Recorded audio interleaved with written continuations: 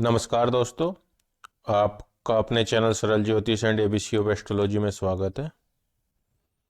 दोस्तों, अपनी ज्योतिष की यात्रा को आगे बढ़ाते हुए चलिए आज चौथे भाव की बात करते हैं और देखते हैं चौथे भाव के कारकत्व क्या क्या हैं या चौथा भाव किन किन चीज़ों को रिप्रेजेंट करता है इस संसार की, हमारे जीवन की।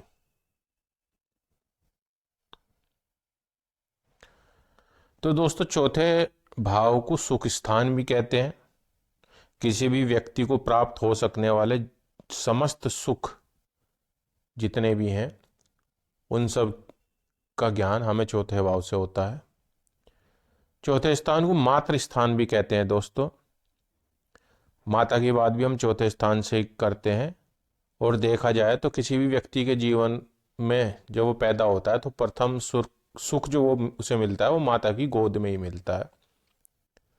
तीसरा है दोस्तों, ग्रह स्थान भी चतुर्थ भाव का नाम है, क्योंकि व्यक्ति अपने समस्त सुखों का भोग जो है उस घर में करता है जिसमें वो निवास करता है।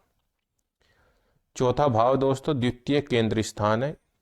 केंद्र स्थान क्या होते हैं ये सब तो अब तक हम जान ही गए हैं कि जन्म पत्रिका में 4 भाव केंद्र भाव होते हैं, जिसमें से द्वितीय केंद्र स्थान चतुर्थ भाव होता है।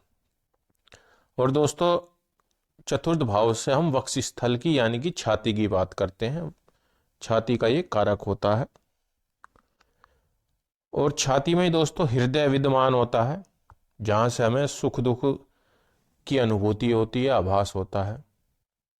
तो देखा जाए तो दोस्तों, जैसे हमारे ऋषि मुनियों ने जो व्यवस्था बनाई है ज्योतिष की, वो बिल्कुल एकदम सटीक है, टू द पॉइंट है। अगर देखेंगे एक से दूसरी चीज जुड़ी हुई है। तो दोस्तों, इस चतुर्थ भाव के लिए एक नियम हमेशा हमें याद रखना है कि क्रूर ग्रह इस भाव का स्वामी होना चाहिए तथा शुभ ग्रह इस भाव में स्थित होना चाहिए। शुभ ग्रह अगर इस भाव के स्वामी होंगे दोस्तों तो केंद्राधिपति दोष होगा, जिसकी बात हम लोगों ने पीछे वीडियो में कर ली है। दोस्तों, अगर हम शुरुआत से सीखना शुरू करेंगे तो एक एक नियम ज्योतिष का, एक एक सूत्र आप आसानी से जान जाएंगे और इस ज्योतिष विद्या का ज्ञान एक दिन अवश्य प्राप्त कर लेंगे। मैं बिल्कुल सीढ़ी दर सीढ़ी अपनी वीडियो बना रहा हूं ताकि कोई भी जो बिल्कुल ज्योतिष ना जानता वो भी ज्योतिष का जानकार बन सके। तो चलिए अब विस्तार से कारकत्वों की बात करते हैं। तो पहली चीज है दोस्तों सुख। इसकी बात हमने कर ही ली है कि जीवन में जो भी सुख दुख हमें प्राप्त होंगे, क्योंकि अगर सुख नहीं मिलेगा तो दुखी हम होंगे, तो उन सब का ज्ञान हमें चतुर्थ भाव से होता है। दूसरा है दोस्तों माता। माता से जो सुख प्राप्त होगा और माता को जो सुख प्राप्त होगा वह इस भाव से देखते हैं चंद्रमा के साथ साथ। तो इसमें दोनों ही चीजें दोस्तों, एक तो व्यक्ति को जो माता से सुख मिलेगा, सुविधाएं मिलेंगी, और दूसरा उसकी माता को कितना सुख मिलेगा। अगर ये सब चीज देखनी है हमें तो हम चौथे भाव से देखेंगे। और क्योंकि चंद्रमा माता का कारक है तो चौथे भाव के साथ साथ दोस्तों हम चंद्रमा को भी देखेंगे और चंद्रमा की इस भाव से स्थिति पर भी ध्यान देना होगा दोस्तों कि चंद्रमा चतुर्थ भाव से कहां पर स्थित है, कितने भाव आगे या पीछे स्थित है।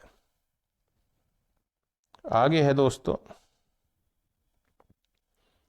घर। घर कैसा भी दोस्तों व्यक्ति ने अपने स्वयं के प्रयास से बनाया हो या पैतृक संपत्ति में मिला हो, तो घर का सुख हमारे जीवन में है या नहीं है ये हम चौथे भाव से देखेंगे दोस्तों। और सुखमय जीवन के लिए दोस्तों किसी भी व्यक्ति के पास उसका अपना निजी निवास स्थान होना जरूरी है।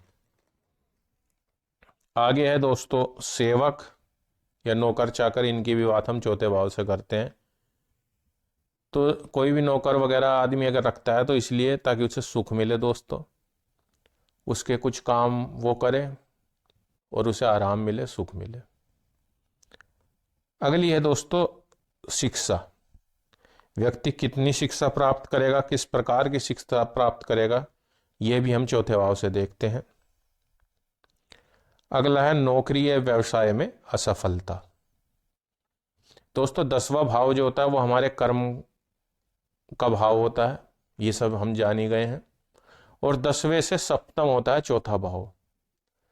यानी कि कर्म की जो भी असफलता, सफलता, हानि, लाभ, इस सब चीज के बारे में अगर हमें जानना होगा दोस्तों कर्म भाव की, तो हमें चौथा भाव देखना होगा।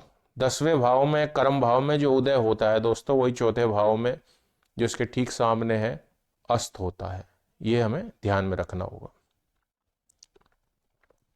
आगे है दोस्तों वाहन। वाहन दोस्तों चल संपत्ति है और इसके कारक शुक्रदेव है। तो वाहन से सुख प्राप्त होने के लिए चतुर्थ स्थान से शुक्र शुभ स्थिति में होना चाहिए दोस्तों। यानी कि जो वाहन का कारक है शुक्र, वो चतुर्थ स्थान से शुभ में होना चाहिए। चतुर्थ स्थान भी शुभ होना चाहिए क्योंकि यही हमें वाहन दिलवाएगा। चतुर्थ स्थान व कारक शुक्र का पीड़ित होना या दोस्तों मंगल व शुक्र का संबंध वाहन दुर्घटना दर्शाता है। अगर इस तरह का कोई संबंध किसी की जन्म पत्रिका में बन रहा है तो हम कह सकते हैं कि भाई वाहन दुर्घटना इस व्यक्ति के साथ घटित हो सकती है। आगे है दोस्तों भूमि। ये हम जानते हैं दोस्तों कि मंगल भूमि के कारक हैं, भूमि के पुत्र कहा गया है, भूमि सुत कहा गया है मंगल का एक नाम दोस्तों। धरणी गर्भ संभूतो, ये नवग्रह स्तोत्र में आता है। तो चतुर्थ स्थान से दोस्तों चल संपत्ति भी हम देखते हैं और अचल संपत्ति भी देखते हैं। अचल संपत्ति में दोस्तों भूमि आ गई, चाहे वो भवन निर्माण के लिए हम कोई प्लॉट ले रहे हैं या कृषि भूमि है दोस्तों, उस सब की बात हम चौथे स्थान से करेंगे। और इसके लिए हम मंगल को देखेंगे क्योंकि मंगल इसके कारक हैं। चतुर्थ स्थान का 10वें स्थान में मंगल से संबंध होना कृषि अथवा कृषि उत्पादों से संबंधित व्यवसाय का सूचक है। व्यक्ति दोस्तों खेती किसानी से अपनी कमाई कर सकता है या फिर हो सकता है पेस्टिसाइड इंसेक्टिसाइड का उसका काम हो या किसी तरह के कृषि उत्पाद से जो है एग्रीकल्चर बिजनेस से वो जुड़ा हुआ हो। तो ये भी हम दोस्तों चतुर्थ स्थान से देखेंगे। तो आज के लिए दोस्तों इतना ही। अगली वीडियो में हम चतुर्थ भाव के और कारकत्व देखेंगे। आशा करता हूँ आपको अच्छा लगा होगा। प्लीज़ लाइक कीजिए, सब्सक्राइब कीजिए। नमस्ते, धन्यवाद।